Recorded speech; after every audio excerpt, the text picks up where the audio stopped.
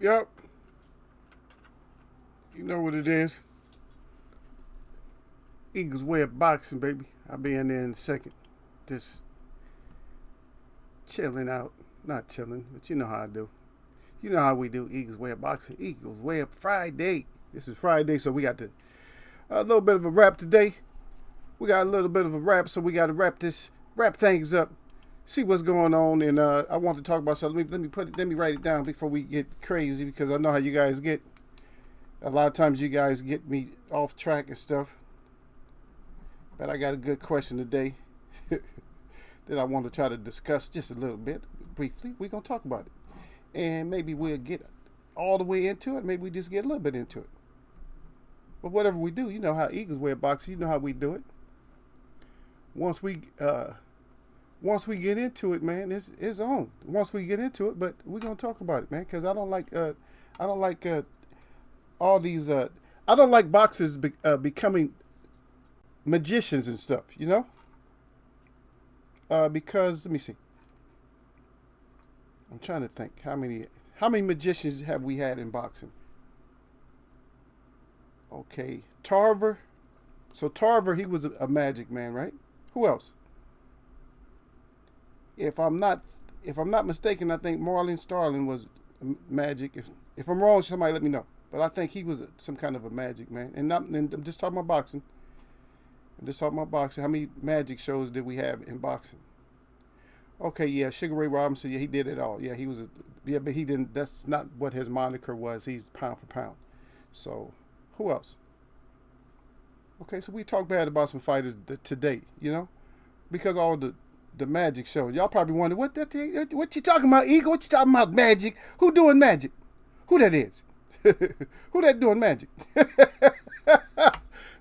You guys already know there's a lot of things to deal with magic, right? Some of the things to deal with magic is wonderful. You're like, God, that was magical. You know what I mean? And then some things that just not. The magic part of it is like, wow, that was. So what happened? So that's the magic part, and that's what I'm talking. That's what. So you'll get it. Once we get there, we'll talk about the magic. We're talking about the magic of it. And matter of fact, we got a new magician right here. We got somebody else, and I don't know if he's on the magician side or the assistant. We'll call him the assistant. We're gonna put him on the assistant side. Yeah, we gotta talk about it, because we bring him up all the time, but then nobody want to really get into it. So we're gonna get into it today. Yeah. But we'll get into it. You guys, there's no escaping the web, man. There's no escaping the web. But anyway, let me salute the three people that's actually gonna say hello. The rest of y'all playing y'all on that shy tip. It's Friday, so you never know what to expect on the Friday. But we expect everything on the Friday. But anyway, look who's in here first. Before my so-called champ, Gil Cole's Don Donner, E. Wood up in the house. He said at Eagles Web Boxing. I salute out to E. Wood. He said the one love is up there, baby. That's right. He got the ego up good. He got the ego up good. And then D. Ray in there salute. He said, how you do? And salute right back to D. Ray. How you do? We do it. That's how we do it. And then Gil Coach finally got up and he said, sup Eagles Web in the chat. And sup to Gil. And also what's up to the chat. Those of you who decide to come down and speak to us, speak to the web. Like I said, we try to have a structure here where you can holler at me, but make sure you put the at. You see how E. Wood did? He said at Eagles Web. But sometimes Gil just come in. What's up, fam?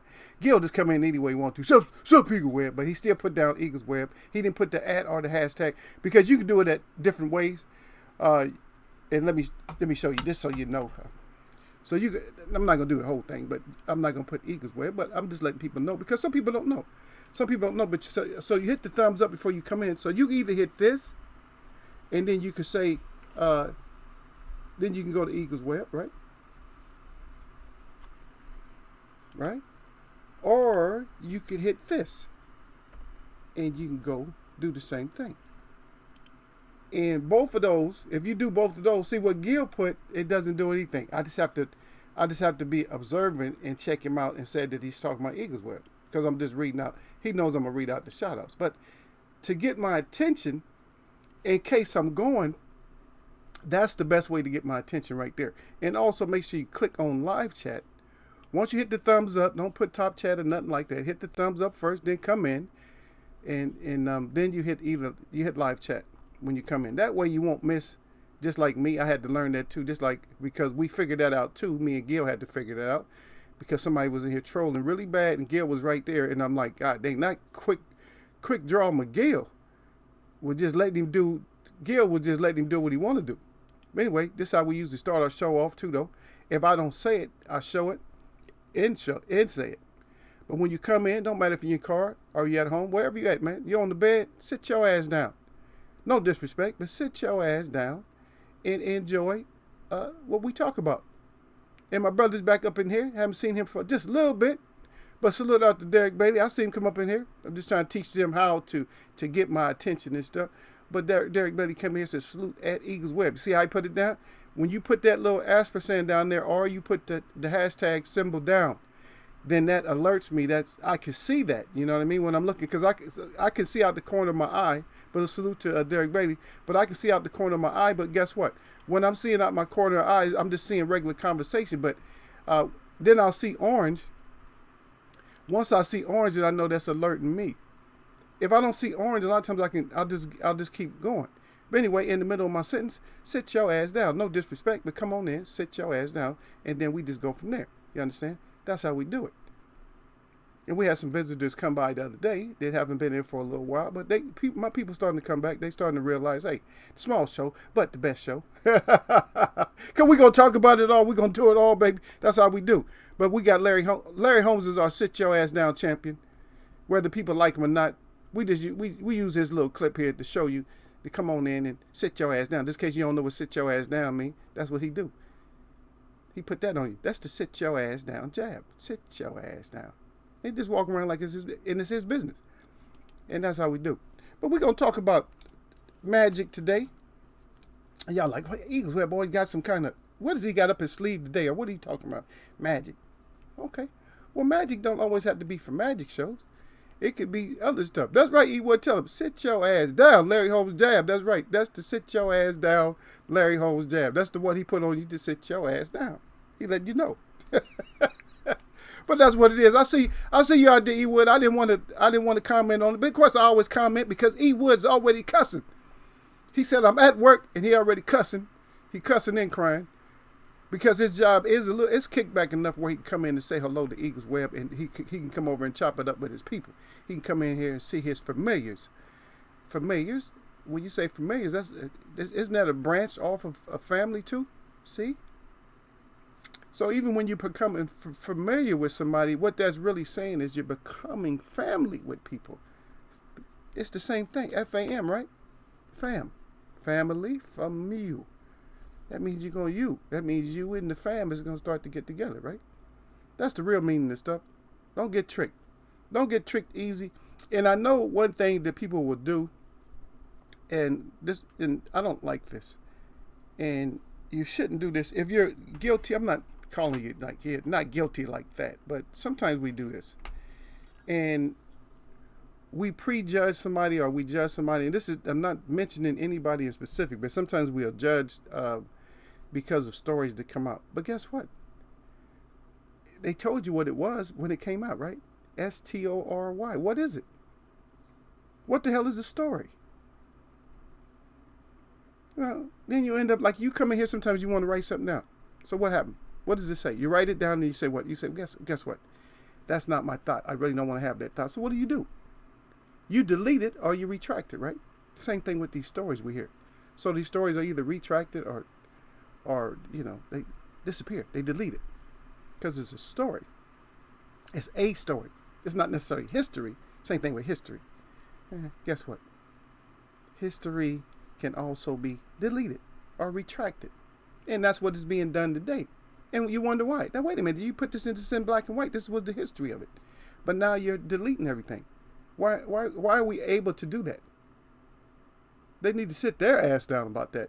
Always retracting something or they were wrong. No, you weren't wrong. And so I don't want my people believing dumb shit when people say, like in history, that something was wrong. Oh, this was wrong in history. And then you get, you know what you do? You get a big head. Your head gets swollen. Like, oh shit, I got the scholarship on it. I got that scholarship. Let me break it down to you, homie. Let me break it down. I'm gonna tell you, man. So perpetuated the way that the man did it. And see, back in the day, this is how they set this up and like this. But look here, brother. That's not how it is. We paused it out, and then we called them in that lie that they told. And this is, we read and read up on it, and we did our own research, and bam, this is the new scholarship about this, brother. So I'm just telling you, man. See. Don't, your head, you see what I mean? You know what that was in the first place? The story?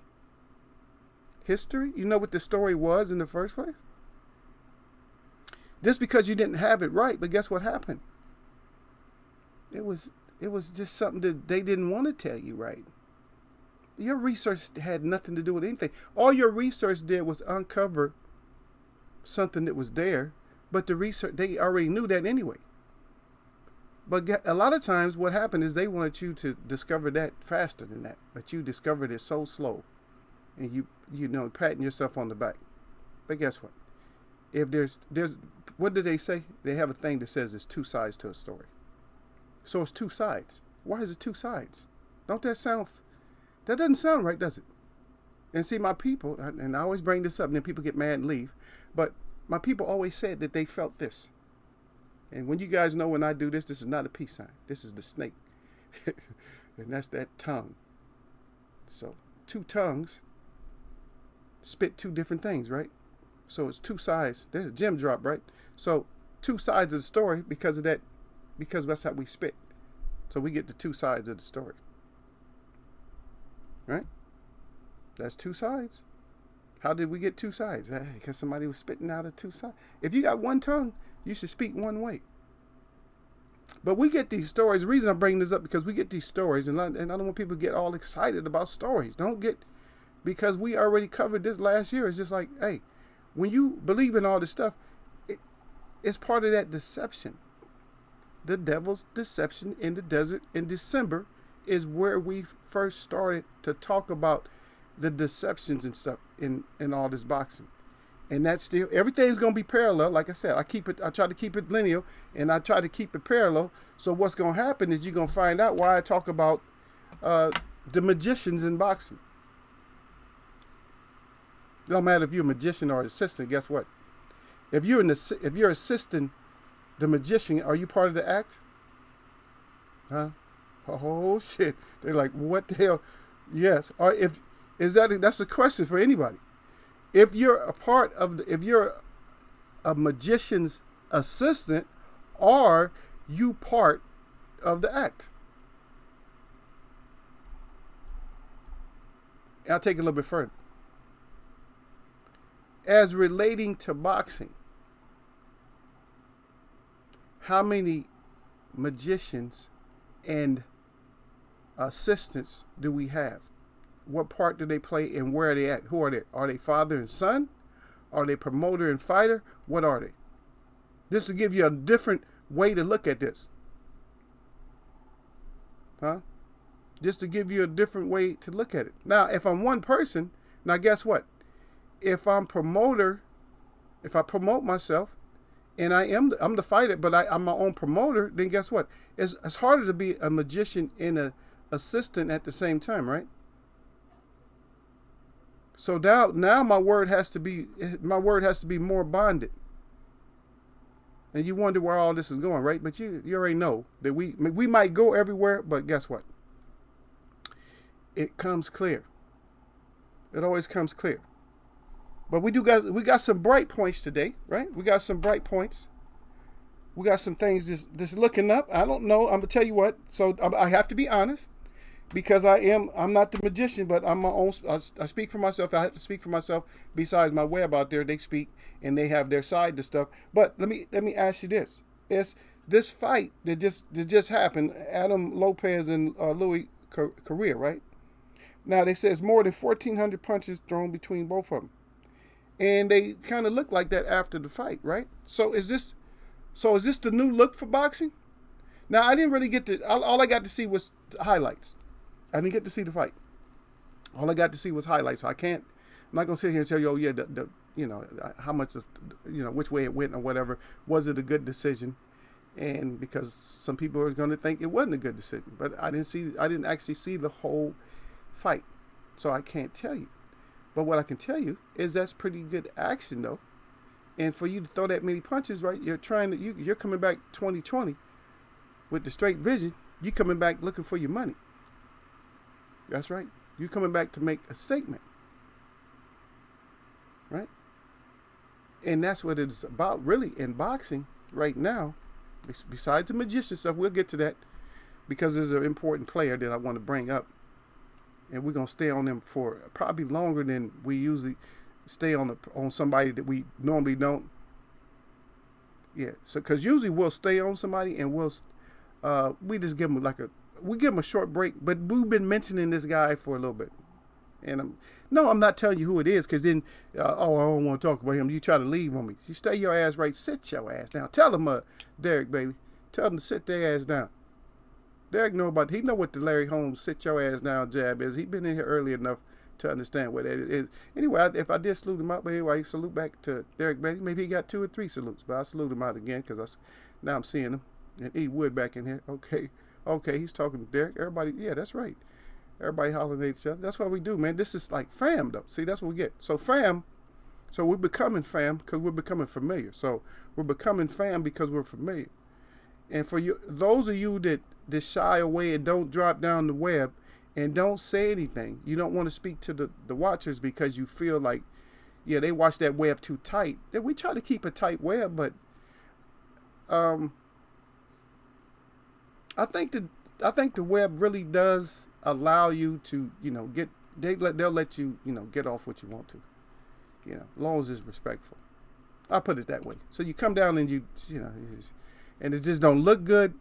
If it's a bad look, right away you will know that they thought it was a bad look. So I'll put it that way. And I have to discuss this every once in a while, because especially on Fridays, because for some reason DB, that's when they like to come through.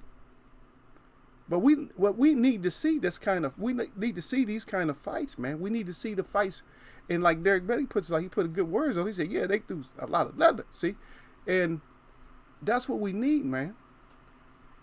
Because I'd rather something be a little bit controversial or whatever, or you have to make up your mind. I don't know. Just think about how good that fight is. I mean, I'm talking now. If it's a good, let's say for instance, a good split decision, but it went one way, but it's a good split decision. I mean, in your mind, you just. It creates like a good argument for people. And not fights. You don't have to fight over it, but it creates, and it creates a go back. Like we got to go back and look at it. You see what I mean? We got to go back and look at that because that was close. That was closer than what a lot of people might have thought it was.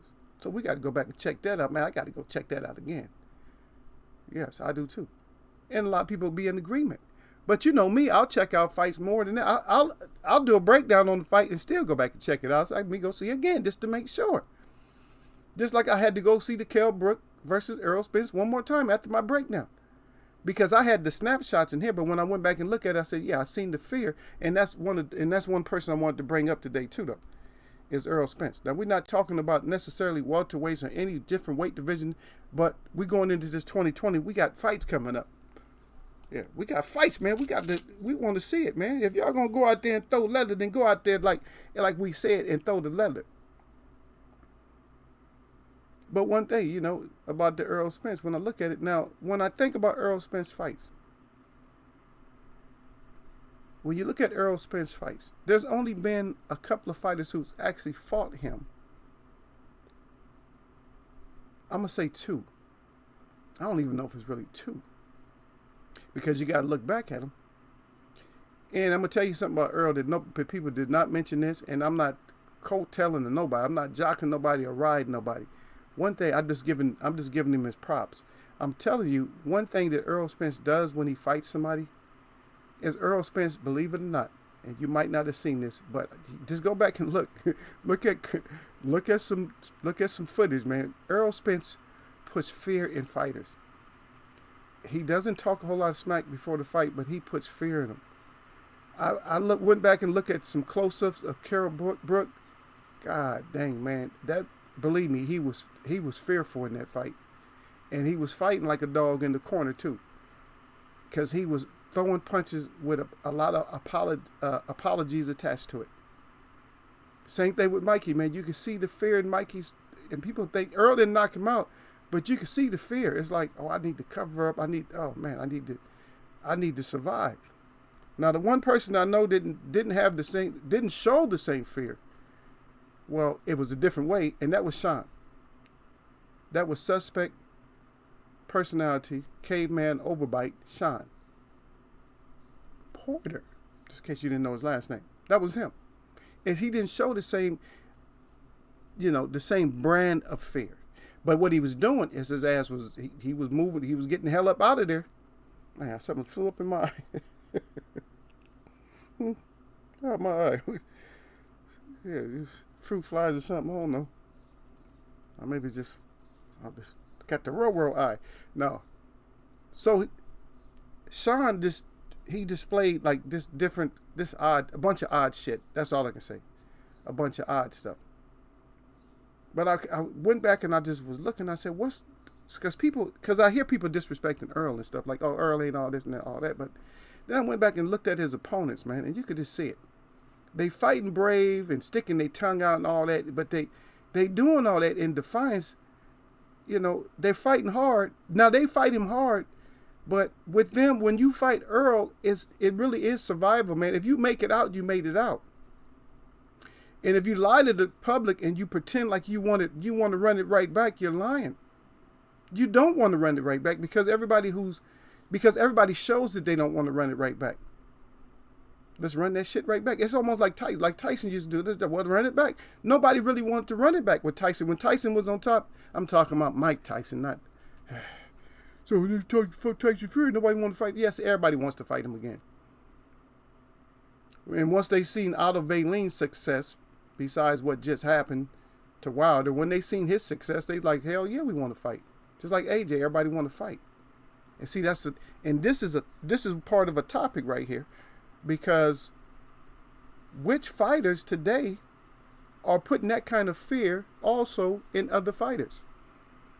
Do we have a fighter that's actually putting that kind of fear in fighters after they fight them? After they fight them, do they want more? People fought MTM, and they pretend like they wanted more all the time. Oh yeah, MTM, yeah, I want some more. Did they want more of him, really, per se? Well, it was kind of safe because a lot of times it wasn't knockouts, and yes, it was early in his career. Or were they looking at bags?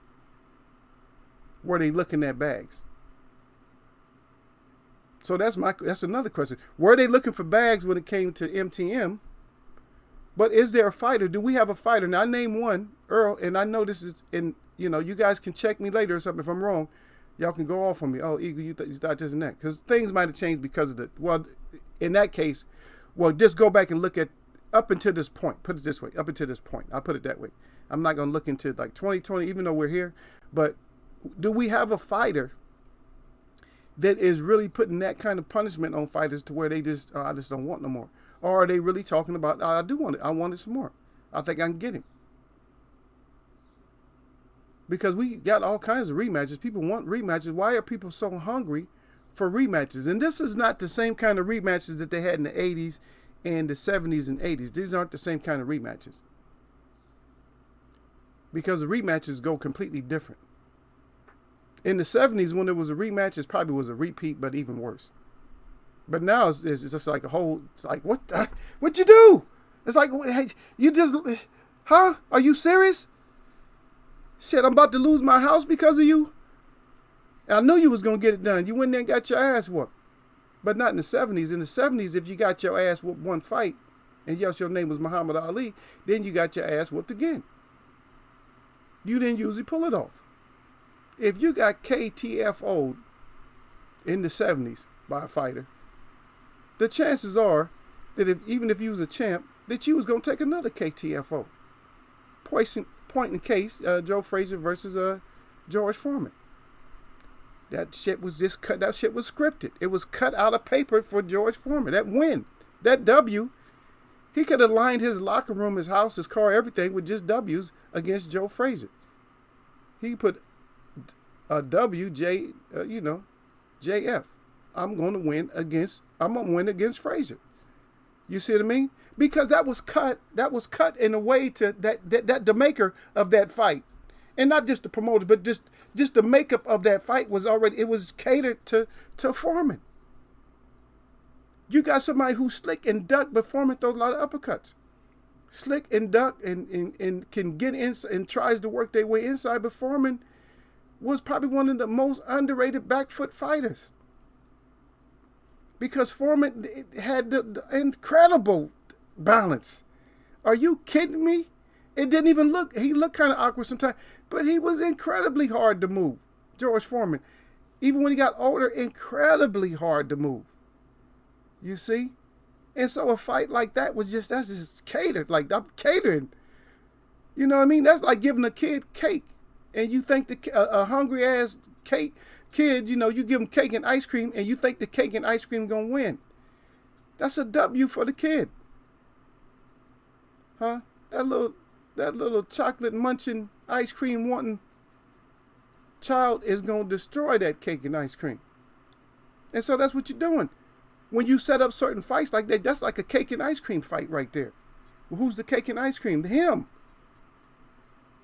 And he's the one who's gonna win that fight that's the shit. That's the Chester kid.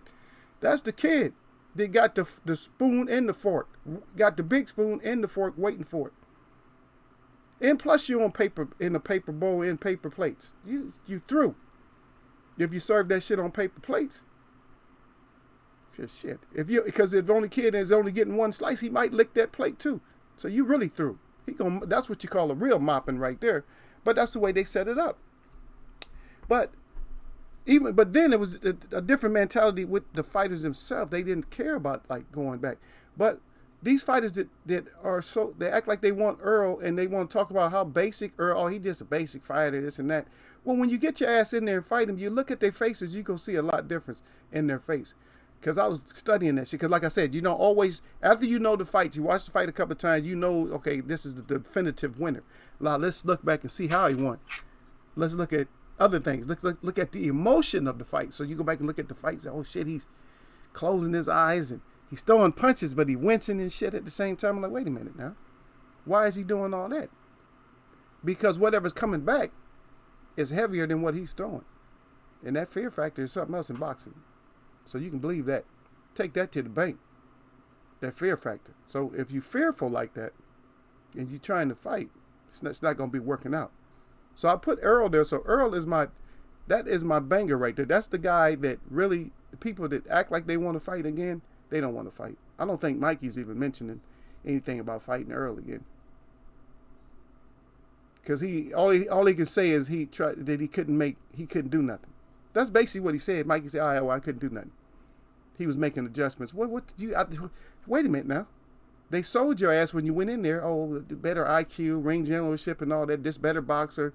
You going to do it because you Mikey and all that. But then after the interview, you couldn't get it done. Then what the hell is it? You feel me? If you can't get it done, were people just hyping your ass up? And what kind of magic show was that? We talking about magic. You magically turned it to a shrimp shell and shelled your ass up because you was hoping like, oh shit, Earl, please don't hit my ass with too many uppercuts and body shots. Earl should have went straight into Joe Frazier mode on his ass and just ate low on his body and tried to dig. Because Earl has a monster liver shot and some real good hard body shots. But Mikey was folded up like that shrimp. It's hard to get. Earl, I guarantee, Earl would have landed a good 2 or 3 of those nice hard ones in the middle, solar plexus and liver, and shot some uppercuts. He'd got that knockout. But Mikey is a survivor. But Kell Brook, he wasn't like that kind of a survivor though. Kell Brook didn't survive that way because Kell Brook, you can see it in his face. The fear and the pain, you can see it in his face. And if you guys don't believe me, you already know. We'll go back and we'll bring it up. I'll bring up the clip. Because I'll bring the clips up and I'll show you, or we can just go through it, piece. We can just do a show. It'll get taken down, but we can do a show where we just go through the fight. They'll take the show down and maybe give me a strike, but shit, we can still go through it. And I can show you exactly what I mean. Because you see their faces. I mean, who was that was sticking their tongue out like, and all that shit, but you're losing. Don't stick your tongue out if you're losing. All that shit don't work. When you see a fighter sticking his tongue out, now I'm not saying Charlo's that type of fighter, and he probably don't have the body work, like he doesn't have the body work that Earl has, but he has a good chin and good power. Because you see how Harrison started sticking his tongue out and just doing dumb shit like, what? You thought that hurt me? Yes, it did hurt you. But see, Charlo doesn't think like Earl. Earl sees it. And for some reason, Charlo, they don't have the same recognition like Earl has. Earl recognizes when he's hurting you. But Charlo don't only recognize it. So if you could fake, like if you could posture and shit, then you could fake them out of, pretend, you could fake them out of like thinking they hurt you. That's that magician shit. Like, yeah, ta-da, you didn't hurt me. You thought you effed me up, but I'm cool. Come on, bring it on. And the fighter just stands there and like he just stands and frees. Like, this guy is crazy. He don't want to fight. No, that guy is hurt. But he still want to fight you. At least that's what he's saying. But after you suffer those kind of knockouts, and just like Cinnamon Bun, who don't want to fight him?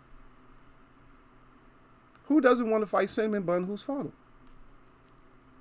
And see, that's what I'm saying. We don't have that kind of fighter right now, or we don't have very many of those kind of fighters who just don't want you no more. They might pretend. And I think that's, to be honest, and I know a lot of people, everybody love Manny, yes, and I always give him his credit. Yeah, he is the face of boxing right now. But I'm telling you right now, I don't think Manny really wants Earl like that. Because I know other fighters can see what the hell fight. Believe me, they're fighting so they can see what the other fighters' eyes look like when they're fighting. And they know that Earl put a smash. Now, like, shit, Earl's smashing people. They know that. And they're looking at the other fighter like, you getting your ass for it. And a lot of times you can see that. So when you look at a fight live in between corners, look at them. Just look at them like, oh, shit. Nah, your confidence. And you can see it. A lot of times it's real dramatic when somebody loses confidence. They whole shit just drop. Like, if they whole shit drop, then that's, it's easy to read. But let me see what y'all got up in here. Yep. And then Derek Bay, he's talking about that comment I made. Yeah, who's the big banger? He said, not really. Did he come back right back with? He said, facts, Eagle. Yeah. And then D Ray back out. He's saluting. Is that the same D Ray boxing? He said, sitting my ass down. And then who are your fearless fighters today? I think Porter won. Well, I talked about. I put Porter up there. I don't trust Porter, D Ray. I do not trust Porter. The personality has a lot to do with it. Inside the ring, you need to have that killer. See, if a fighter has to have not a split tongue, but he has to have like a split personality. Because you got to realize you're a businessman. So you got to have you're a businessman. Think about it. You're a businessman and a killer. So what profession other than boxing where you have to be a businessman and a killer? Maybe a contract mafia killer, right? Sometimes you got to be a businessman. Because sometimes you got to talk to somebody in a certain way to make them understand. You got to hit them with the gangster talk. Or you got to hit them with the slick talk. Just let them know what's going on. And sometimes you don't do that. You just have to be like, no, this is not a business meeting. I'm not just going in there to collect money because we play the two strike. Sometimes I don't know. Sometimes you might get a 2-strike rule, and then sometimes you might get a 3-strike rule. And sometimes you just get 1 strike, and sometimes you just don't get no strikes. It's like, have my money today at 4:27 p.m. or there's problems. They didn't say there's going to be problems. They said there's problems. In other words, problems will occur. So the same thing with a fighter, he has to be able to deal with us. And he has to be able to deal with his contract, and he has to be able to deal with the business side, the money side, and all that, his family, everything else. So that's one side, right? So he has to be split personality. Now, when he gets into the boxing, it's okay to just, to bow and, shake hands and stuff like that after the fight, or maybe even before the fight. But the thing is, he has to tune in. So when he first hears that first bell, ding, now that split personality comes up. Now I'm on the other side. I'm a killer now. That's all I know. I know certain sounds. I hear the mat getting hit 3 times. I know I got 10 seconds left before that bell ring. When I hear that little knock, I got 10 seconds left. Now, when I go back to I'm a listener. I'm a killer and listener at the same time when I get back to my corner. But once I hear that bell again, it's all about bells. It's about bells and pounds when I'm fighting. Outside of that, bells and none of that shit don't bother me. Now when I'm on my other part of my split personality, none of that shit bothers me. But when you ask me, you say you're sitting your ass down and you ask the fearless fighters. I'm not saying any of the fighters have fear, but they damn sure have a whole lot of apprehension about going and get that work done again. Now, you have people that even talk shit about Earl after a fight, but you can't talk shit after a fight if you didn't do the shit you were supposed to do during the fight. Don't talk shit afterwards. If you went there and got your ass whooped, then guess what? You went there and got your ass whooped. Don't talk shit about it. Say, I think I can get the decision. I want to run it back. But don't let that mouthpiece, because we're listening to that. We're like, you getting us hyped. Like, oh, yeah. They don't get it done. But guess what happens when you don't go get it done? Don't that time shit run out? All the sands that's in that little hourglass runs out. Oh, he gonna get it done.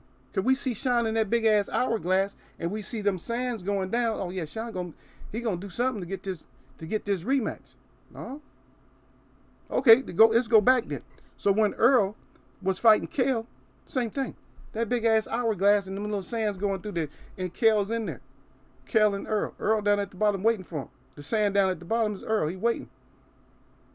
All right, I'm waiting for you to bring it. And so guess what happened? All them sands of time went through there already. Kale ain't trying to make no rematch. Talking about we'll get up to 154. We'll fight at 154. And then he dropped back down. Kale don't know what he want to do. Believe me, that's a lot of confusion. Earl be beating confusion into these fighters. Now, you got your ass whooped when somebody beat some confusion in you. Y'all just check the records out. That's all y'all do. That's all I'm telling you is check it out. Check out the record. Check what they doing, and then you'll understand what I'm saying. Because a lot of fighters be like, F that, run it back. Let's do it again. Everybody talks shit about MTM when he fought McDonough, right? Okay, the first fight he won, but it was closer than what it should have been because he's just trying to prove something. That bravado shit. But when he went back to doing what he do, like what his corner say, keep doing what you're doing. When he went back to keep doing what you're doing, what happened? It was just shit that ended up being one-sided, right? And Floyd has only had a couple of rematches. He don't have like 5 rematches or something like that. But every rematch that he's had, he cleaned the slate. Like, okay, I did this. Now let's go back and get it done. And when he goes and gets it done, it's just like, okay, well, we thought the guy did good. It's like, why did you need to see the run back? You already knew it was going to happen. If you know boxing, if you know about particular fighters and their styles, and you know if they fight one way and they don't get something, and they get something done, but they didn't do what they usually do, they usually, if they come back, because the fighter is still going to prepare for them for the same kind of fight. Even though they're expecting a different fight. Yes, of course you expect a different fight, and that's what happened. So they come back, then you get whitewashed, and then it's boring. Like, oh, it's not boring for somebody who likes boxing, because you're looking at everything. Oh yeah, damn, I can't. Oh, you're shaking your head like, oh wow, that's why he got away with that. Because I was like that, and like I said, I don't like him. I don't like him like that. I used to like him way back, but when he changed all that, then I didn't like it. And it's not his fault, because somebody could have adapted, or we could have demanded a fight that we knew it was going to be very hard for him to get the W. And that type of would have had like a real good back foot fighter with like a monster jab that was tall and a good right hand. But we just didn't have that prototype. We didn't have them. You see what I mean? So we had to look at all this stuff and look at it being one-sided.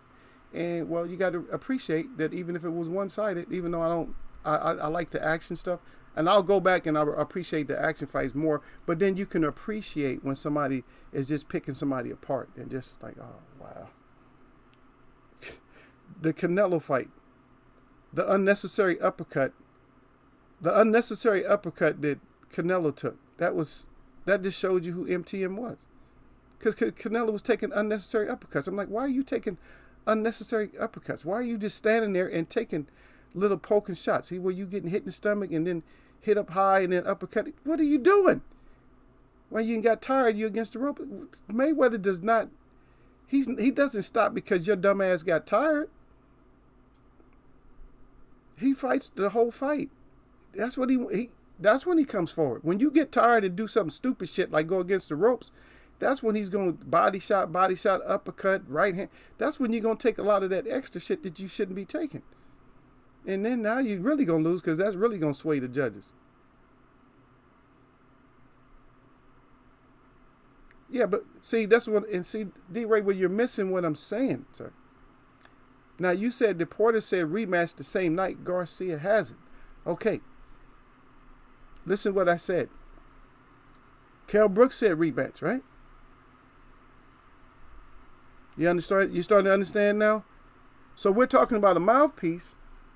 Remember I told you got to be split tongue to be a fighter. Or not split tongue, but split personality, right? So your split personality. Now, if you're really on that business side and you really want that action, it's not going to just be verbal. Because guess what? Didn't you sign the contract at first? So you got the first contract. You mean you can't get another contract? Is that that's what you're saying? Oh, I can't get another contract with him. Our time is up. That's it. That's all we got. So you got to be able to get another contract. That's my whole point, is that you have to be able to get another contract. Right? And Derek Beatty put it down there. He said, not really. And that's and we're staying on that level to where we're asking that the topic wasn't the fearless fighters, not fearless. Because that's what we're finding is hard is fearless fighters. The fighters that really want the rematches and stuff, like I'll put it out there, because AJ wanted the rematch because he knew that he was going they just knew. And I'm not telling you this because I know for a fact, but you got to look at things in a certain way. You got to look at it like sometimes there's sabotage. And I'm sorry to say that. A lot of times there's sabotage. And I'm not going to put no speculations out there, but I'm going to put it out there like this. It wasn't a good look for Ruiz to come in out of shape and overweight. Now, I'm not saying it was sabotage, but I said it wasn't a good look. That shit did not look good. You can't come back and somebody play tag the fat boy and take you out. Because I'm going to tell you something. I've seen a lot of champions, and I'm around, I used to be around a lot of fighters, So the thing about it, if we look at it like this, I'm a champ. I'm gonna always make championship moves. I'm a champ. I'm going to do what pleases me. Or I'm gonna just have fun and just joke around. To me, and this is not a AJ discussion, but for me, AJ is just that type of champion to where he just wants to have fun and play around with belts. He'll never have the real clout. He's just playing with belts is what he's doing. He's playing the game. And yes, they call boxing a game. It's not a game. That's not a game. He's going to get hurt. He might get hurt bad before he even gets a chance to fight anybody else, because what he's not realizing is that he's already been exposed. You're going to have to fight England. You're going to have to have all the judges and stuff picked out. You're going to have a special referee. Because one thing AJ suffers from, and which I tell in my chat, they already know that AJ suffers from that goddamn brittle chin disease. And if you think that AJ, if you think by looking at this right here, if you feel that somebody else is not, look at his face is what I want you to do. I want you to look at his face. Forget all the boxing skills. Forget all the power and all that. Because in that position, you look like more or less like you booty shaking, twerking, or whatever else. But in that position, That's not a championship position. Even Muhammad Ali's been down a couple of times, but even early in his career. But what happens is he just rolled over and just got back up. He was never in that kind of position. And what I'm saying to you, if you get in that position from somebody and you look like that, there's a pretty good chance that your ass might end up in that same position again. And you may end up looking like that again. Now, and the thing about it, would you, let's go back. Would you say that being in this position, is this worth being in this position from somebody who is a monster? Somebody that is like a killer? If somebody's a killer and you're in that position, do you want it again? Or would you rather, if you ended up in that position and somebody wasn't a killer, which one are you more likely to fight? And that's what they use a lot of these terms like no-brainer and stuff like that. Is that a no-brainer? That's a freaking no-brainer. Of course I want to fight him again. But if I know I'm going to go in, see, the thing is, AJ is dumb. Even for doing boxing, to be honest. He's getting a little bit of money, but he's playing it the wrong way. His script is not going the way that a script of a champion should go. What are you talking about, Eagle? Because the script of a champion is bring all their asses on. That's the script of a champion. The script of a champion is not, I don't think it's lucrative, or when you know it is. You know what I'm saying? The script of a champion is going to do championship type things. But he's not running off the same script. A lot of these fighters aren't running off that same script. And I'm going to tell you, 160-pound Charlo is on that script to bring your ass on. He was talking about that years ago, right? Bring your ass on, GGG. He called him GGG. GGG. He don't call him Triple G. He called him GGG. Canelo. He just brings it out like that. Like, bring your ass on. Those are the kind of champs that we need in all of the divisions. I didn't say personality. I'm not saying they have to have the personality. No. The script, yes. We got to be on the same script. We got to have the same point. Like, bring your ass on. And I'm telling you, Earl is that type of fighter. Earl beats your ass. When Earl beats you up, you've been beat up. Whether you say you want to fight again, if you didn't show us, if we didn't see it, because D-Ray, you haven't been here long enough, I suppose. So you don't know in Eagles Web, that's one of my main sayings is, let's see it. All that, I don't want to hear all that talking shit. We'll do the talk to the hand quick. Like, we'll do this to you in a minute. Like, get out of here with that shit. You know, we'll point to the door like old Pimp and Bob Aaron. Where's it at? Y'all know what it is. Let me see if I find it, man. I usually have it right here at my desk. I don't see my stick, y'all. Man, where'd I put my stick? Okay, it's right here. I only have a couple of places that I put it. So listen. So we put you on this one here.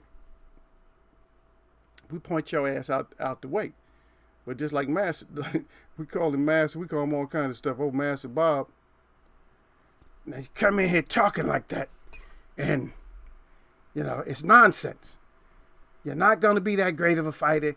You're going to fight who I say. So hit the door.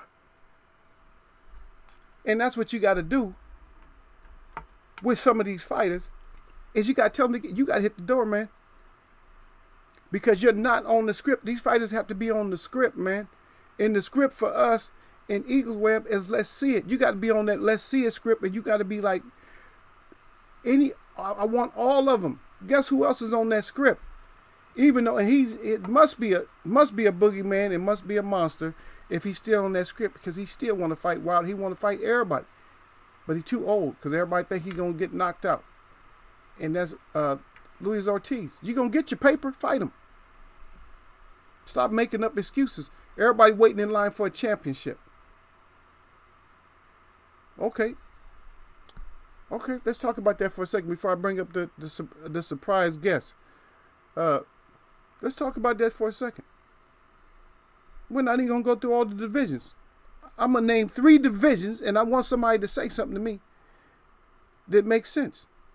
In the heavyweight picture, heavyweight, professional heavyweight boxing picture, name 4 fighters. Matter of fact, I'm gonna take that away. Name 3 fighters that deserves a shot at any title today, right now. There's 3 fighters. Now, don't name somebody who's holding a title, but who deserves, out of 3 people, give me 3 people at heavyweight. I'm not trying to give you something that's really easy, and I'm gonna give you another one, and then I'm gonna give you super middleweight. So at super middleweight, or not super middleweight, super welterweight. So super welterweight, name 3 fighters that deserve to have a shot today. A shot at any of the titles. It don't matter. Whoever got the title deserve, and there's only 2 belt holders. There's only 2 belt holders right now. There's 2 belt holders at super welterweight. So you're like, whoa, only 2? Yes. That's right. There's only 2 now. So you don't have very much to choose from. So where's your pickings? See, now you're gonna grimace like, you don't know. And see, I was just mentioning it, and then Derek Bailey come right back. He say the same. He says 1 heavyweight. He putting out Ortiz. Okay, I'm waiting. When we do the setup music, the weight music for the heavyweight, and I said the welterweight too, super welterweight. So far there's 1 fighter at any belt who deserves a fight today at heavyweight, at a heavyweight belt. Who deserves a fight? And some of you guys that don't come in and comment, come down and comment. Come down and say something. Just be respectful, and Derek Bailey won't get that neck. Or he would. And plus, he would already mad. He at work. He already mad, but he'll take time out. I'll take time out to come get you. And see, that's the thing, Derek Bailey, is that I can't think myself. I gave you 3 because I know you want to go back. See, that's the whole thing. You want to go back and you want to rehash, and you see, and that's not going to work with my question. See, you want to go back and rework some shit, but it ain't going to work because Fury's a belt holder and AJ's a belt holder, right? That eliminates those 2. So who name 3 fighters that deserve today a heavyweight fight?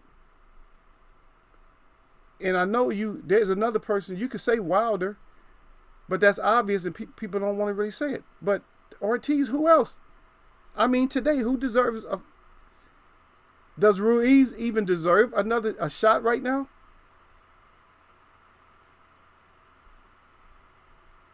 Does Ruiz deserve another shot today? I didn't say he didn't never deserve a shot. But today, does he deserve a shot today? Does Daniel Dubois deserve a shot today? In your mind, I'm not asking what anybody says. I'm not asking what any sanctioning body says, but I'm asking your ass, what do you say? So far we got 1 name. And see, everybody already know that. We already know the other name that I use. That's you don't have to think for that one. Chisora, today, does he deserve a shot today? White, today, does he deserve a shot? And I'm not asking you what the sanctioning body says. A shot today. Parker, does he deserve a shot today? And I'm going to say one thing about Parker. Parker's a total disappointment, folks. And I'll tell you why he's a total disappointment. Because he had one of the best shots at beating AJ than anybody. He had one of the best shots because AJ wasn't doing shit. he had one of the best shots, and Parker was not getting hurt or nothing like that. He had one of the best shots. If you got the best shot and you ain't doing shit, do you deserve another one? Get your ass out of here, Parker. And I don't even talk about you. That's how insignificant he is to me. I don't even talk about him. Povetkin, does he deserve it? Usyk, does he deserve it? But we know where he's at, though, right? We know exactly where he's at. I'm not asking where they are. That's not what the question was. Because I know that's what you want to say. Oh, well, he is number one and he is number two. I don't want to hear that shit. That's not what I asked you. I said today, who deserves a shot at the title for heavyweight today? As super welterweight, who deserves a title today? I'm not saying not down the line, because I never dismissed any of them. I never said that Dubois is never going to deserve a shot. I never said that Ruiz never deserves a shot. Ruiz, if you ask me, Ruiz doesn't deserve a shot. I'm going to tell you what, Dubois earns a shot faster than Ruiz in my opinion. And I'm going to tell you why. This is the reason why. So you get mad, or whatever you want to say, get mad if you want to. The reason being is because I felt that Ruiz was very disrespectful to the belt by bringing his ass in there sumo style and not getting the shit done. Oh, I got this. Oh, baby, don't worry about it. Making more kids and shit and just sitting at home eating up all the sweets you can eat and just stuffing your face with marshmallows and chocolate bars and shit, eating all kinds of Snickers and shit, just eating bag after bag of Snickers because you got a contract with them or something. And then you get your ass in there and get your ass ran on and get tagged. You need to be tagged. Hashtag you got tagged. Do you want to tag? He should be a tag, like a hashtag for anybody. You want to tag somebody in anything. You want to tag somebody, they should put his ass up there. They should have a little small, you know what I'm saying, like a little watermark with you, with your underneath, right there with your picture. So they got your folder. Your folder's right there, right? And then right on your folder, there should be a little watermark with him. Oh, so people know right away, oh, you've been tagged. Okay, I get it. Yeah, tag with the Ruiz, the fat boy tag.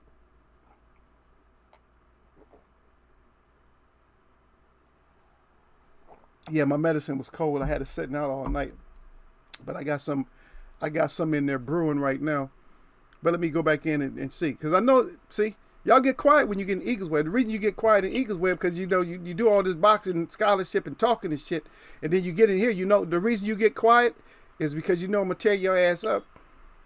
Or your choices. But you got to be able to take it. Because guess what? Anybody in the web can get it. It don't matter. Ask DB. Derek Bailey will tell you. Anybody. Even me. I get it. I get my own self. If I F up. Or somebody else get me. I don't care. It don't matter. That's how this is a adult discussion. Everybody got their opinions and stuff, but still, don't be scared of your opinions. Just drop down and say it. Yeah. And just like I was mentioning right now, Derek Beatty put it right there. Derek Beatty say, he said, wow, that's more or less. Don't think about that. That's automatic. Of course, yeah. When I didn't say if you get cheated out of it, if you get cheated on, yeah, of course you need it. Plus, when you feared like that. He said, yeah, because they avoid Ortiz, he should get a shot at another belt. That's right.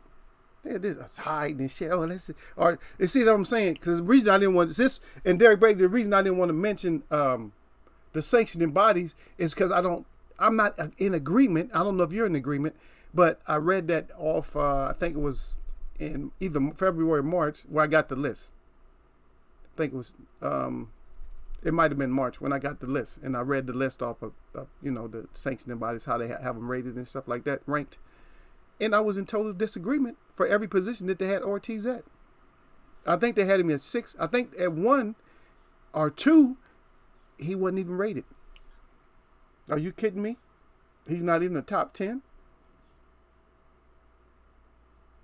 Is there anybody in here?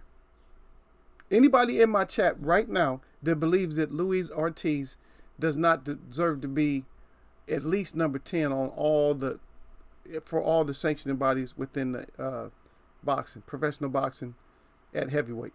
Is there any one person in here that believes he doesn't even deserve to be top 10 on one of those? Let's put up a 1. Put up a 1 if you believe that. I won't see how long you last. But yeah, that discussion is the beatdown king. Is we don't have a lot of those fighters because fighters want to fight right away. And see, and that's another thing. I don't want to get into too deep about certain stuff, but you guys know I break stuff down to the, all the way down to the, you don't have shit left but toenails when I finish. Because I might start on one angle today and then I'll finish up with something else another time. Because a lot of times we can't cover like every piece of it. Because we got to look out for ourselves being fans too, though. Are you setting us up? And that goes back to that magician shit. Who's the setup artist?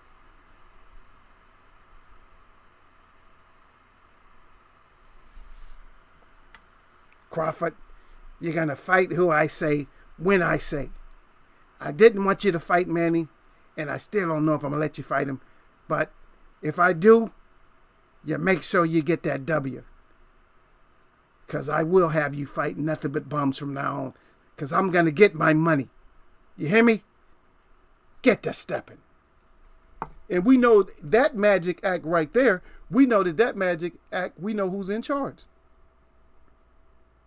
That old Master Bob is in charge of that one.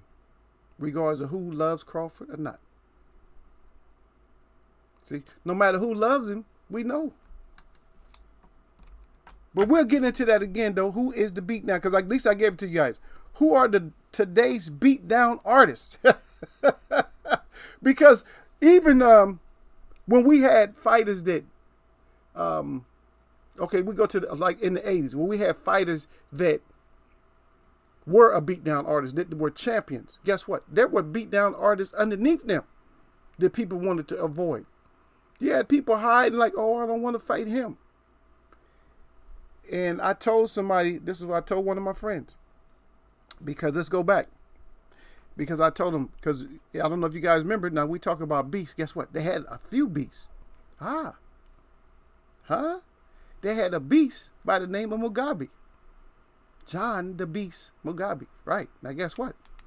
I had a lot of boys, now some of my Marine friends and some of my other friends, they thought that the beast was gonna be that he was the goods. He was gonna get it done. But sometimes you can be a beast, but some beasts can't take beatings. That's not much of a beast, right? A Tasmanian devil is a little beast, because pound for pound, you put something in there with him, he's gonna destroy it. And he's gonna go back and forth because he got to go back and forth with other beasts. So the beast Mugabe, guess what? So when he fought the Marvelous One, a lot of people were asking me, and they was like, Eagle, who you got on this? And they say, oh man, they were shaking their heads. Oh, Beast gonna get that ass. They was like, Beast gonna get Hagler. I was like, no. I said, Beast is going. It's not gonna be a beast after this. I said, Beast is going to sleep. So Beast turned his ass into Sleeping Beauty because Marvin put hands on him. And it's like I said, it's just those certain matchups and there's certain people. But like I said, they had a lot of divisions have beasts, so it's hard to move somewhere. But even think about the division today. Now let's go back to heavyweight because nobody wanted to say anything about 154. Because like, damn, don't nobody deserve a shot at 154. That's why. But it's an exciting division, especially if we have the 147s that move up there, DB. So we'll talk about that if they ever decide to move up. That's going to be some great conversation. So go back to the heavyweight. So I just mentioned the beast. So who's the beast at not one, but at heavyweight? Who's the beast now? And when I say beast, who are the newer beasts now? When you guys start to see the picture in heavyweight, that these heavyweights need to get this money made. They need to fight each other. These top three need to fight each other to get that money made. And I covered it one way, but I'm just throwing it out there real quick. I'm not going to go all the way into it, but I'm just letting you know that, yeah, y'all need to get that shit done. Y'all need to fight. You guys don't have no beasts in there. No, I don't give a shit. I don't care who you're going to name. I just don't care. They're not beasts. These guys that's coming up right now aren't beasts. Believe me, I've seen it before, man. They are not. They're gonna take that. They're gonna take that ass whooping, and that's it. You probably won't. You might not hear from them no more. What happened after Hitman Hatton took that ass whooping? When he came over here running his mouth, talking about how much action he was gonna bring and stuff, and he fought MTM. How much action did he bring after that fight? and he was fighting somebody who's basically a non-puncher, and you're a hitman. Oh, come on now. Was you had the other hitman that still would whoop that. He took some losses, but he's still whooping ass though. See, who do we have to do that? Because you got people that got the cowardly lion ass heavyweights that don't want to do shit, or you got a bunch of boisterous people. You got a bunch of speakers. Oh, I'm gonna do this. I'm gonna do that. You ain't gonna do shit. You're not gonna do. They ain't gonna do shit, Derek Bailey. They ain't gonna do a damn thing. And yes, we see it. When we see it, then you did something. But if not, shut your ass up. Sit your ass down. Just stay at home with your family and get your barbecues done. Because other than that, we don't want to hear from you. Just get your barbecues on and shut your ass up. That's all I can say to you. Huh? You want a barbecue? Get your barbecues done and then shut your ass up. Ain't nobody trying to hear your ass. Sit your ass down. Get your barbecues done and sit your ass down. Nobody want to hear that shit. Okay, so let's.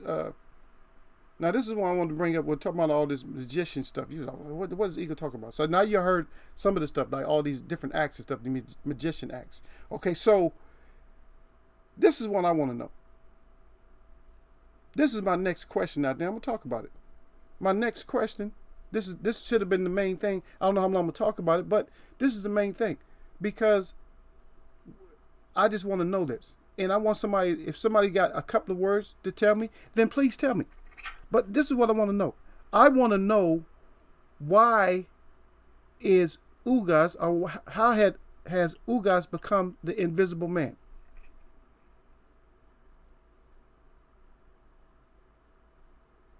Because right now he is feeling very much disrespected by all the welterweights. Why is he the invisible man? Sure, he's gotten beat. Okay. Was his last loss, was it any kind of controversy there? I didn't hear like Sean. See, everybody wants the belt thing. Like they want oh, I want Earl now. Now you want Earl. Yeah, of course you say you want Earl, but we're not seeing it. But why is he the invisible man? Matter of fact, you don't really deserve Earl no more. Suspect personality. Why aren't you fighting Ugas? But, okay. See, Captain Save Today is going to bring his ass in here and say that Ugas on some bullshit right now. Well, he's putting Earl's name in his mouth and he's doing other things, Gil, but do you blame him? Okay, let me ask you this question, Gil, since you brought your ass back up in here. You should have been sitting your ass down, but you didn't want to listen. So, since you done brought your ass, you got your ass off the games for a second, let me ask you this question, Gil Coles. So, Gil to the Coles. Far as Sean Porter and Ugas is concerned, who do you feel won the fight? And don't say the decision went to Porter, because that's not what I asked you. Who do you felt won the fight? And before, I mean, you can answer it when you want to or if you want to. But let me ask you, anybody. So, if Derek Bailey, you was here, you've been shouting out. So, as far as Ugas, why is Ugas invisible in your opinion? Do you feel the same way that Gil feels? Oh, so Porter won. Okay. So did Porter whoop his ass? Did Porter whoop his ass? So that's the second part. So I always like to see, you think that's the whole thing about me. Is that I'm gonna get you. There's steps. There's not just there's levels or steps or whatever it would be. You don't just get you can't just blurt out something and that's it. So second part of the question, did Porter whoop his ass? Before I even give you the third part too. Do you think Ugas wants some more Porter? Does Ugas really want some more Porter? Porter clearly won. Does Ugas want some more Porter? That's your side, in which I asked, and like I said, he's part of my web, so I appreciate his side. His side is full of shit, but I appreciate his side, and I'm not gonna jump on Gil. He already know I'm not gonna jump on him over that. It's just like I would jump on his ass over something else, but this ain't the topic, because he'll let you know that if I want to come get you, I'm gonna come get your ass. As simple as that. But I still respect that he put that up. Yeah, my side versus his side is he's full of shit. But my whole thing about Ugas is that he might be on some BS, and people might be saying, "Oh, he on BS or something like that." Yeah, but he want Bud. He already said he want Bud. He fought Bud before, but he had.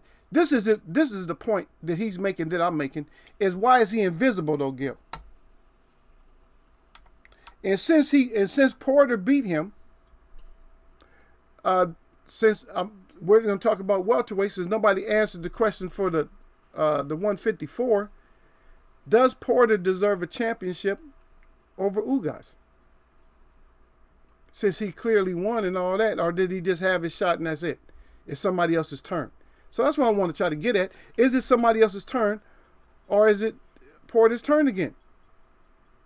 Okay, let's skip it. Let's do the same thing. Same question. For 147, I want 3 fighters at 147 that deserve to fight for a championship today. Today. Did they deserve it today? 3. Give me 3 welterweights that deserve a championship fight with one of the champions today. 3 fighters. I only asked for 3. You know how many responses I'm going to get? Far as 3? You know how close somebody's going to get to 3? See, that's why I'm going to whoop your ass anyway, Gil, in the first place, see? Because, like I said, I'm going to headlock your ass when I see you, man, because you always do that. Freaking Gil. And y'all please just forgive Gil, because Gil Coles don't have no damn sense. I'm just letting y'all know. And that's why I'm gonna put his ass in. He gonna be on that can't breathe shit when I see him. Right? Once I see him, he gonna be on that can't breathe shit. In case y'all just don't know, man, my disclaimer is I just be messing with Gil. But he's still gonna be on that can't breathe shit though. But see, you see what he wrote down? Does he have a better resume than you, Gil, at least? Is Ugas's resume better than yours? So there's nobody going to answer the question, but anyway, is his resume better than yours? I need 3 fighters that deserve a championship fight today. I need 3 welterweight fighters that deserve a championship today. See, it's going to be hard for you. See, this shit is hard. And see, the thing is, we all got our all favorite fighters and stuff. We might want to sneak them in there and say something. Does Mikey deserve a championship today? Gil said no. He said Ugas don't got a better resume than his. see, I got to deal with Gil. Gil just stupid, y'all. He said, no, hell no, he ain't got no better resume than me. But anyway, as far as 147, man, at the 1 to the 4 to the 7, who deserves a championship fight today? It's hard because you want to name like ex-champions and stuff. You want to, I think Keith does. He just had one. Danny just had one not too long ago, right? Danny had his turn. Who deserve it? And I know what's going to happen is you're going to have to keep putting them in there. So guess what? If you got to keep putting the same people in there, then I think you're going to have to put Ugas in there. See? Nobody's talking about that because he's the invisible welterweight. But you're going to have to put him in there. Porter. You're going to keep putting Porter in there? Porter, huh? Porter. But one thing I will say about Porter is that even though he done the corny shit during the Errol Spence fight, I think that was his most exciting fight for me. Even in the loss, that was his most exciting fight for me. He did have a lot of energy during that fight. He did bring a lot of fight with him. He didn't bring a lot of technical skills or nothing like that, but he brought a lot with him. He brought the energy with him. But he can't have no slip up against Earl. That's the whole thing. When you fight Earl, you can't slip up. And see, that's what I'm talking about. When dangerous fighters, there's no slips up. You can't fucking slip up. Because you see, soon as Porter got out of character, with all that old funny shit he was doing, guess what happened? As soon as he got out of character, he took a shot, right? It's not like he wasn't getting hit during the fight, but then he took a pretty flush one. Oh, yeah, I went down, my glove touched the canvas. Yeah, your glove touched the canvas. And your lips touched the back of your head. Earl hit him, them shits went. Kissed the back of his neck and came back to the front. God dang. But Ugas is that invisible welterweight. And I'm sorry, Gil, I need to see him. Because see, this is the thing, is that I want to see him fight people like Danny and all them, but why? And you say he got to get a win. Well, okay, go ahead and fight Danny. He get a win. They said he is very. I'll tell you what. Okay, let me flip this over. Let's flip this over, man. It's cooked on one side. Let's flip it over. So, if Ugas is a champion, and Earl Spence is a champion and Ugas is a champion, who dethrones Ugas? And how does that fight go? I know that's a lot to write if you want to. But you could always write like small words. You put the name of the fighter who beats him, and you put down by outboxing or something like that. Outsmarting and outboxing. You can put that down. If you believe that. I see you down there, E. Wood. E. Wood said, E. Wood said, I'm still here. He said work just slowed down. Yep. Ennis ain't beating Ugas. And then you're not listening to what I said. Anyway, even if he can squeak by him, Ugas as champion, who just does enough to take him out. It ain't gonna happen. So if you're putting Boots there, then that means Boots deserve a championship right now, right? Is that what we're saying? Is that what's being said right now? Does Boots deserve a championship right now? Because you want to try to mess up my whole subject about Ugas being the invisible champion. He's just an invisible fighter, an invisible welterweight. Don't nobody want that smoke. I don't care what anybody says. It's a hard ass fight. It's a hard fight, and what people want to do is they make up a lot of excuses. Now, he's not the boogeyman. No, he's not Ortiz. Ortiz, nobody wants to fight. And we can only name one person between me and, two people at the heavyweight deserve a title shot today. And it ends up being Ortiz and Wilder. At 154, nobody could name anybody who deserves a title shot today at 154. Nobody could name anybody. Who deserves a title shot today at 154? Who deserves a title shot at 147 now? Because we was only doing those two divisions because those are the ones that I thought about. So who deserves a shot at the heavyweight? Name 3 fighters who deserve a title shot today. I didn't say in the future because you're going to be looking at, because you believe in futures and stuff like, oh no, down the line, he got to work his way up and this and that. I'm not hearing that. 3 fighters that deserve a heavyweight shot. 3 fighters that deserve a super welterweight shot. 3 fighters that deserve a welterweight shot today. See, now boxing is becoming difficult for you to think because you like certain fighters and stuff. But now when I say today, you're like, well, we got to give him, he got to mature a little bit. And I'm not asking that. That's not what I'm asking. Because I can probably name a division and you can probably come up with a lot more. You can come up with names a lot faster, right? If I said if I put 135 out there, then you're probably going to come up with a lot more answers and stuff. Even if I put 140 out there, you're probably going to come up with a lot of answers, a lot of quicker answers. But I said 147, 154 in heavyweight, and now you're tongue-tied. You don't know. You're like, I don't know who deserves it right now. Because I can flip that again, so I can turn that over. So there's 4 sides, so we can turn it over a little. We can turn it over again, and I know who you gonna say anyway, Gil. So shut your ass up. So I can turn that over a little bit more. And Keith just had a shot. Hurd at 154. Hurd don't deserve no shot. And I'm gonna tell you why Hurd don't deserve a shot. The reason Hurd don't deserve a shot is because Hurd just passed up a shot. How you deserve a shot if you pass up your shot? Tell me that. I'm just gonna let you guys go ahead and take care of that. I'll get you next time. as a fighter, as somebody who has a split personality, as one moment I'm a killer, the next minute I'm a businessman.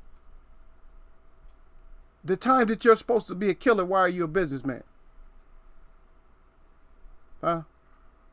If you're supposed to be a killer, Mr. Gary Russell is a good answer by D. Ray, because now he went down to a lower weight. See, he's way down there. He's sub 135, or even maybe 135, but he's like 130. So, down there, Mr. Gary Russell deserves a shot. See, our whole boxing, if you guys are understanding, the whole boxing picture is just it looks grim.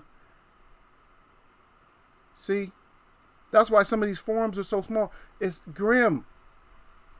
I could probably do a different channel and have millions of subscribers if I did some inventive type stuff, right? But I like to do boxing. See, and Gil missed it. See, D-Ray, you just barely, see, you're getting it. And he said Russell got no belt. You're not paying attention to what I just said, Gil. I said, who deserves a title shot today at these weight classes? Who deserves a title shot today? Not sometime off in the future or somewhere else. Who deserves a title shot? And then the second question was, which was actually the first question I asked, who, if Ugas has a belt, we speculating, of course. Ugas has a belt, which one of these guys just comes up and just mops him and takes the belt from him? See, the thing about it, man, what you got to understand is Ugas as a champion will be a lot harder to beat than Ugas as just a contender. That's not what I'm saying, Gil. That's not why he said it. That's not why he said it. He said deserving of one of those. Russell said he'll move up. Russell said he'll move up. You see what I mean? Yeah. Haney got some. Yeah, Haney has. He has some international belts. Is the last that I know, which he beat the guy. It was, I think, about six rounds, something like that. It might have been before 6th round. That overhand, if you remember. That was like a monster overhand. He caught the guy with. You can replay it in your mind, like, poof, it was just a shot. It was a hard shot. So he put a guy out that never been out like that. And that's what keeps people from. That's what keeps boxers from wanting to come back like that. Like, I want to come back. See. But I'm just telling you, this is not. We're not even doing like a state of boxing today. But just think about it. See. But this makes you think about the state of boxing, didn't it? If you can't even really think about fighters who deserves a championship fight today, because you're thinking about it in a little while. Well, maybe not today, but maybe a little bit later. See. And I'm not trying to put you on the spot to make you feel dumb. It's just that that's what it is. You go and put Dubois' ass out there. As a matter of fact, I don't know if he deserves it, but you could put him out there. But that's one. So Wilder, Dubois, and Ortiz deserve a shot. Who gets the first shot? I mean, so they all today. So I said today. But out of those three, who deserves a shot? Who put them in order for me then, Derek Bailey or Gil Cole. So we'll use those three for heavyweight. So for heavyweight, we got Wilder, we got Ortiz, and we got Dubois. Put them in order. So rank them in order. Which ones? Who should have a shot first? Because only two of them could actually fight. Like if they was to fight today, it would be like two different fights. So let's talk about that then, since you put it out there. So Dubois versus who, and Wilder versus who, or Ortiz versus who? So because we still got to see the Wilder Fury. We already know that's gonna happen, but we're just talking. So I would like to see the Wilder AJ. Matter of fact, I would like to see Wilder AJ before Fury. If he can get it done, he go beat up AJ and then go beat up Fury. Yeah. But we just on that hope that we don't get no damn all this cheek shit no more. No more of these. No more of these back fists. Huh? No more palm strikes. No more cupping on the ear. No more of that.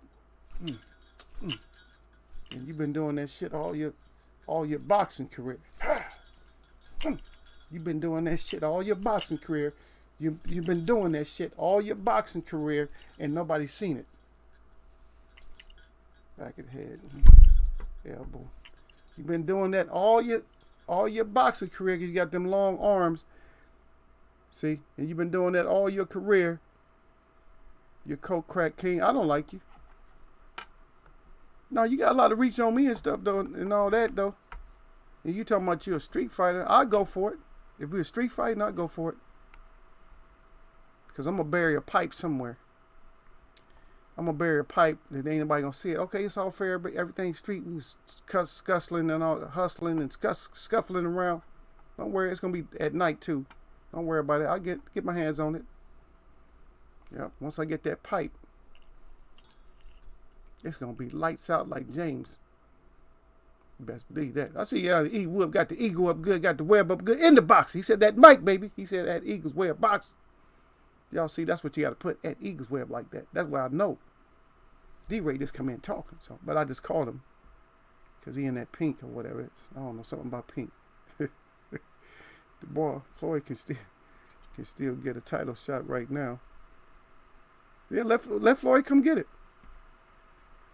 And Derek Bailey right back at it. He said Wilder first. Wilder first. I don't know who he put second and third, but I guess we can pick him. I'm gonna say Wilder, Ortiz. I'm gonna stay with Derek Bailey's order, but I'm gonna put Wilder, Ortiz, and then Dubois in that order.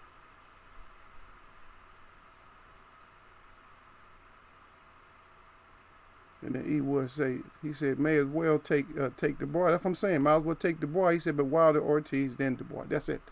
And see, before I got to it, we all see if I'm saying I already know how my web. I don't know how y'all think, but we usually be on the same kind of page.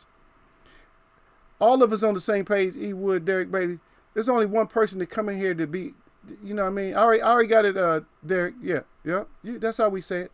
See, I already know that you and E Wood and me, we gonna have the line that we have is lineal like that. Gil come off on some old other shit. See, we already know that. We all our own men, but Gil, we already know Gil gonna come all twisted and shit. Just start calling this since he down there in Florida, just start calling him Gil Twister. Oh, twister ass Gil. Hurricane Gil. So Gil is the twister up in here. That's my champ up in here, man. And we're gonna have to get this. We're gonna have to get another championship going. But I don't know. Y'all got to dethrone Gil's ass, man, because he one of them champs you just get tired of. I'm tired of my champ, y'all. That's not good. That's my boy, but I'm tired of my champ, y'all. Y'all got to dethrone his ass, man. I'm gonna have to do some kind of setup or something. I'm gonna have to make sure he don't be in here, cause and the thing is, he gonna be difficult because he in here all the damn time. Gil in Eagles. Well, he might leave early sometime. I'm gonna have to catch his ass, see, because he's still here. I'm gonna have to get him. Well, I'm gonna have to give y'all some questions when he's not in here. I'll give y'all some questions when he's not here. Cause when I notice when he playing one of them games, but he'll go back over the video though. He'll be like, oh, he'll be playing videos probably like, let me look at Webb and see what he said, cause I know he gonna sneak some shit out, like at the end of the show or something like that. When it's late, he gonna sneak something out because he know that I got it like that. But they still haven't. I got one question for him they never did answer. I'm gonna drop it one time. I might wait till he go. And then make it a big point question. Make it like a 15-pointer. He'll be mad. Oh, that's what you set me up, Eagle. He gonna be mad. He was mad last time. He gonna be hollering about conspiracy, all kind of shit. Yeah, BFD, brittle forehead disease. Okay, Dubois versus Ortiz. Somebody got BFD. And you know what? Let's see it.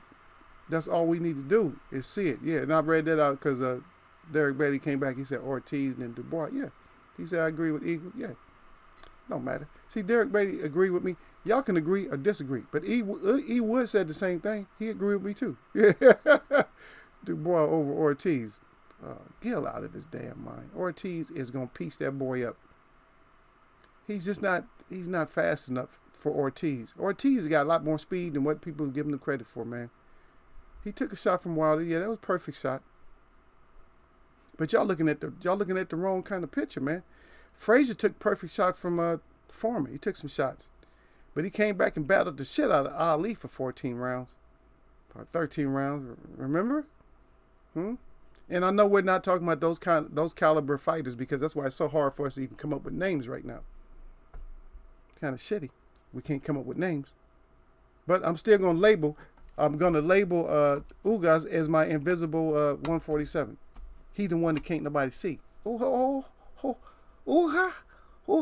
They can't even say his name. Eyes closed, hands out. Ooh-ha, ooh-ha, ooh-ha. Voice change. Ooh-ha, ooh-ha. No, motherfucker, it's Ugas. Ooh-ha. Hasha? I mean, no, see. I don't know. Porter? Yeah, Porter. Ooh-ha. Ha. Get the hell out of here with that shit. You know what I mean? Y'all, you know better in the first place because you know, see, man, Eagles don't play with y'all, man. Man, Eagles wear, man. We don't play up in here. That's right, E. Wood. That's right. That's right. E. Wood put it down. He got the web up. He looking into the web. He said he got that 100 out there. And then, of course, Gil crying. And then he had E. Wood. He crying some more. That's right. That's that hurricane Twister. Twister ass Gil. This Twister. He's the Twister. It was a movie, right? That movie called Twister. That's Gil. Twister, old Hurricane Gil. He said Eagles. He was a Hurricane Gil at Eagles Web Box. He said, I'm dead. D-Ray. Yeah. Ain't nobody thinking about no old corny ass style. You might get away with beating Ugas. The Lipinets ain't gonna beat. He wouldn't beat him again. That's for sure, man. Get out of here with that Gil. We talking about present day. What Gil talking about? Is Gil? He caught on some troll train going backwards. Gil, we going off into what they call the future, man. It'll be almost 2020, man. We already 6 months in, baby. We 6 months in. We passed 6 months in. This is 6-12, man. 3 6s. 6 and 1 and 2 is 6 and 1 and 2 is 3. 6-3, baby. We on 3-6. This is a 3-6 day today, man. That's why Gil with the buffoonery today. And then D-Ray talking about Usyk and got a question mark. I don't know if somebody don't say that name up in here, D-Ray, because that's kind of, you're on the fence of being like in Eagles Web peaceful chat and being a troll at the same time when you say that shit. Because if you've been watching me, you already know that how I feel about Usyk. Because they got Usyk. So now since you done brought that up, now you're starting some shit in which I didn't want nobody to start no shit before we got up out of here or whatever. I don't know if we was going to get out of here or not, but you know. You guys already know we be running Friday, especially Friday. We run a little bit late. But if you're gonna say that Usyk and then you put that question mark over, so that makes my mind spin. So now I gotta think. So what are you saying? So Usyk, I put it to you this. Remember I just told you that some of the sanctioning bodies don't even want to rate Ortiz, and they got Usyk on there. So who do you have before I smash the shit out you, not throwing you out or nothing like that, but before I get on you, before I tear your skin open, and I'm not saying it so you can get like, oh shit, he gonna tear my skin open. Not like that, not physically. But do you have Usyk rated over Ortiz? And where do you have Usyk rated over Ortiz? Is he rated over Ortiz everywhere, or is he just, or how? And this is the D-Ray. And explain that to the web. Because I got web watchers in here, and they probably curious about what you're going to say next. So you got the floor, D-Ray, for coming up with one word. Now you got the floor. We already got Hurricane Gil. And then D-Ray, don't make me, because you know I throw him out there quick.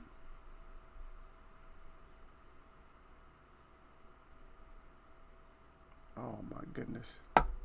See, and that's why Hurricane Gil That's why I feel like I'm not even gonna delete his comment. I should though, huh? Yeah, I should, cause he doing too much.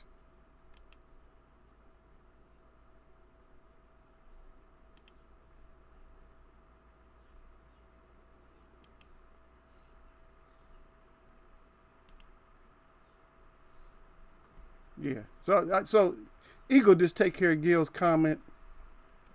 Gotta get rid of Gil's comments because Derek Bailey right behind him saying no.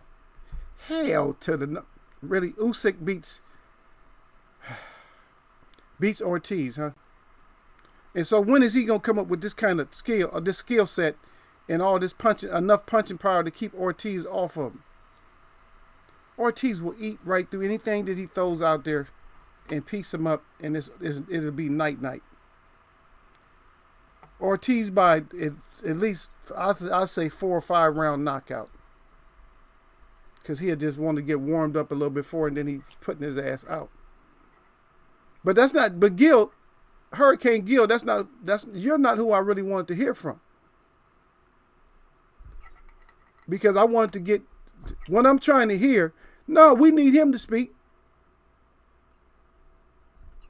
See, he's coming back. He's deflecting already. I mean, he's coming back with some straight up. That's not what I'm asking, D-Ray. And I know y'all put up a 1 if you can hear me. I know y'all can hear me. So D-Ray is trying to pretend like he don't know nothing. Now, he on this shit. Remember, I just went through that, right? That why, guys, he's on that blind shit right now because this is what I just said. Because you just came from nowhere and you put up Usyk. Okay, so now if you're gonna put up Usyk, and then I'm asking you if Usyk, I said, first of all, I asked you 2 questions. I said, did you agree that Usyk should be higher rated than Ortiz? And I said, and if it's a certain sanctioning body, which one? Or in your opinion, that he's just better than Ortiz or what? So I asked you that. Then I asked you who wins if Usyk fights Ortiz. And I got one sensible person down there. Derek Bailey says that he doesn't beat Ortiz. And I got Gil Coles is talking some kind of other language. Yeah, he don't want to say nothing. So you see, he came back and he's not saying what I asked him to say, Gil. He said, D-Ray, speak your mind, homie. See, Gil loves it. Believe me, he gonna turn the skeleton bones once I finish. I'm telling you, already know, man. He would already know. He wasn't, don't start that shit. That's why he cried. D-Ray, he said, sitting my ass down. Usyk is number 3. I know, in one of the sanctioning bodies, he's 3. And I think that may be the highest he's at. Matter of fact, I think WBO, isn't he number 2 or something, or 1? I forgot, man. I gave y'all the list, man. It's on my phone. I got to try to retrieve it because I did have it on my phone. And so I just got to try to retrieve that list. I know you sitting your ass down, you say he's 3, but that's not the question, man. So everybody's waiting for you, man. We all pointing at you, man. You stalling my show out because we pointing at you. And then Gil Cole asked me, you know what, Gil? I changed my mind about Ugas. I think Ugas should fight. Even though you said who he beat, F that. I don't care. I don't care who he beat. Just I say let it, to be honest, the more intriguing fight for me, the most exciting fight for me would be him and Earl. The more intriguing fight for me would be him and Bud. So I would actually love to see him and Bud, to be honest. No, it ain't even like that. Gil crying. Gil like, oh, he said Eagles, we're putting pressure on new sub. I'm not putting pressure on him, man. I'm just messing with him. Because if he knows me, man, once you know me already like that, then you already know, man. You know you still safe. You already know that. The only ones that ain't safe, because he a sub, man. A sub is going to be safe. The only ones that ain't safe, you already know that. Everybody who know me, Derek Bailey and everybody who know me, that know if you're a sub that you're more or less safe in here with me. Even no matter what I do, I might go off a little bit. You know you're safe with me. because he a sub. It's different. He hasn't been trolling. He been, and I've seen him like the last couple of times he has been in here. He's been respectful. So, but he's just not used to me hitting just like directing stuff like right to him. Like we waiting on your ass. What? He might be nervous. It might be true. He might be a little nervous or something like that. Feel like he got pressure, but don't feel like D-Ray. Don't feel like you got no pressure on you, nothing like that. But I just want to hear it, man. Because the thing is, this discussion, when you come up with stuff, then all you did was add. You're adding to our discussion. See, that's all you did. You just added to our discussion because the thing is, we wanted the top 3 to deserve a heavyweight title fight today. And then we broke that down into 3 pieces, like well, if they can't all get a title shot today, who deserves to be number 1 on the list, number 2 on the list, and number 3. And so the consensus are the majority, which is going to rule in here, says that Wilder first, Ortiz, and then Dubois, like that. But then you came out of nowhere. You see, nobody deleted it. It's still right there. The only person that got something deleted, a message deleted, was Gil. And so you said Usyk, and you put the question mark up. And then when I asked you the question, which I shouldn't have to go through again, I asked you if Usyk is beating Ortiz. And so you dropped down and you wanted to put, where he's rated at. And I don't know, you might have left. But make sure you come back. Because maybe I'll remember the question, which I usually do. Because I bring up stuff from shows a long time ago, and they know it. They like, damn, they ego be. And I don't really have a memory like that. It's just when it's fun like that, then my memory's like that. Because I try to forget stuff right away. But when we have fun in here, of course. If we have certain chats in here, of course. And y'all come in here crying because y'all like, oh shit, ego started. But ego ain't really started though. D-Ray said Usyk beat Ortiz. That's what I heard him say. Look, Gil start. See Gil. Oh, Hurricane Gil. He can't help himself, man. He's something else, man. He can't help himself today, man. Remember I told we was talking about magicians. That's Gil. Gil is like the assistant. But see, Gil is that assistant that's doing shit, that shady shit. You see what I mean? He's not the legit assistant that's like really just helping out, like the model. She walk around just going side to side. Yeah, I'm about to get in this cage and all that. He gonna make me disappear. Gil's that other one that be like walking around like, yeah. He doing some, he on some other shit. He doing some more other shit. He messing all up in his sleeves and jacket and shit, acting like, but you not the magician, but you going all up in your sleeves and stuff. That's Gil. And he done pulled this out of his hat where he's speaking for other people. Now he's speaking for D-Ray. But D-Ray, you did get your ass and turned into a hummingbird on you. You was chirping your ass off at first. See, you was in here like an eagle at first or a hawk. Now you done dropped all the way down to a hummingbird. Can't nobody hear you. See, and it's not like I'm gonna get on you. I'm getting on you. Don't take me like that, man. Because I done have fights with my mod a little bit, but then they get me that ego ain't even like that, man. Ego just be messing with us a lot of times, and a lot of times it's his voice.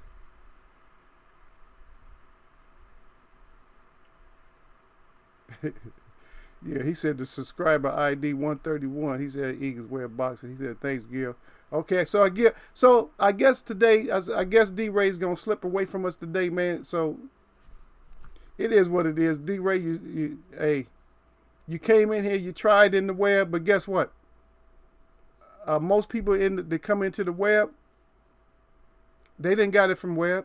They didn't got it from Eagle. A lot of my subs. I don't think Derek Bailey has, but a lot of my subs and suffered it. A lot of them have suffered. They done came in here and like, oh shit, it's my turn.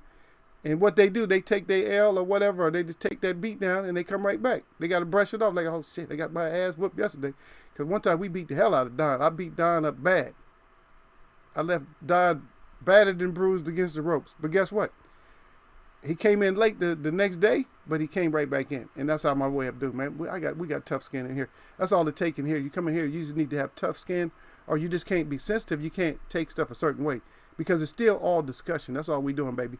We just discussion. That's all. Yeah. See, Ewood, don't listen to Gil. Because Gil is starting, Gil's starting trouble, believe me.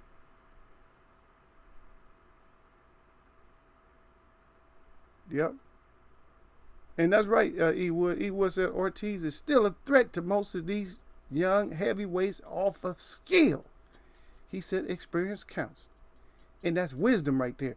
If you don't understand what wisdom is that knowledge of the understanding. And that's so you get understanding of that knowledge. That's how you get that wisdom. So in the boxing, if you have the understanding of E. Wood's knowledge right there, you have the understanding, you got the wisdom of what he just put down right there. So he on that don't get it twisted shit. But anyway, D-Ray. Yeah, D-Ray, y'all gonna have to prep talk D-Ray, man, to get D-Ray to come back right.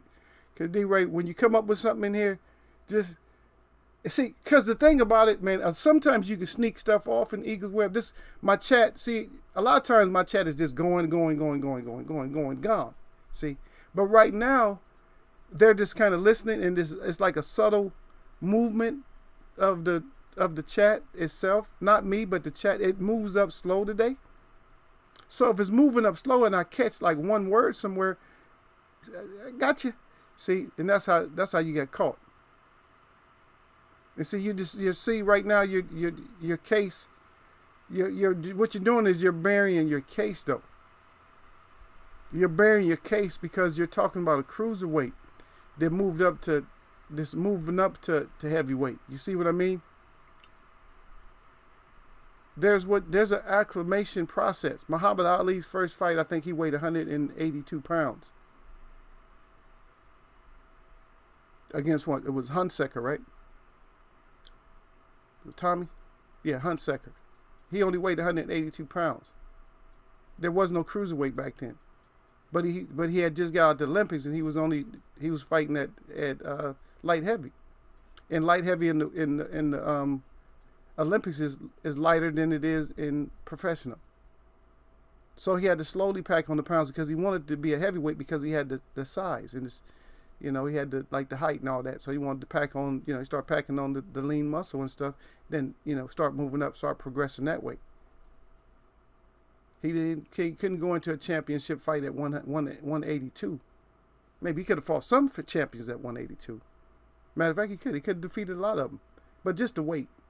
He probably would have took more some punishment because the fighters of the next era, because he had to fight fighters of the next era, because he couldn't fight all the fighters because he was out of boxing for like 3.5 years, so he missed his whole prime. There's a difference when you miss your whole prime. If you miss you miss your whole prime, because it would have been a boxing developmental stage, but that boxing developmental stage, Muhammad Ali missed. He missed that. See, and that's what everybody got to understand. But anyway, we're gonna catch D-Ray again. D-Ray, you got to, when you come in here in Eagles Web, don't try to deflect, man, because that everybody know that it turns. That's why everybody here crying, man, because they just like, no, man, they know it's gonna flip on you. And so that's what they sitting back like this. Believe me, I know them. They sitting back like this. They sitting their ass down, but they sitting back like here waiting. They waiting for the wrong words to come out. Because it's Friday. It's Friday. And they ain't necessarily going to get high, but they going to have fun today, man. The only reason Ortiz is a threat is because the next guy who fights Ortiz might catch an aggravated battery charge. Ortiz going to press charges. Shut your ass up, Gil. Sit your ass down. Matter of fact, I'm not even going to allow that kind of disrespect up in Eagles Web. Don't worry about it. Don't, E. Wood, you can cry about it, but look, hey, I'm not going to accept that kind of disrespect from me, Gil. Gil, my champion here, but I'm not even going to accept that kind of disrespect from Gil. Gil out his damn mind, man. I'm going to tell y'all, man, y'all enjoy your Friday, man. D-Ray, bring your ass back right. Because, believe me, if I forget, the web watchers ain't going to forget. They going to let me know about your ass. They going to tell me. They going to tell me. They going to say, they going to put up Usyk and they going to say D-Ray. And believe me, they clowns in here, so they will get you. I'm not the only one to get you, but it's all done in love, man. It's all done in we have our own talk, our sportsmanship in our talk. But don't worry about it, man. We're going to get back together, man. I'm going to catch y'all, man. I got to get out of here, man. I can't be doing 3 hours in here, man. Y'all, hey, The best thing is y'all make my pain go away though. That's the best thing I can tell y'all that, man. I'm fans of y'all, man, because y'all make my pain go away a little bit, man. But anyway, man, my girl blowing up my phone at the same time. I know it's her because she the only one that blows it up like that. But anyway, look here, man. My shout out to all the real people that I see. And my shout out to all y'all, including the plus one that mess with me. Yeah, man, nothing but blessings.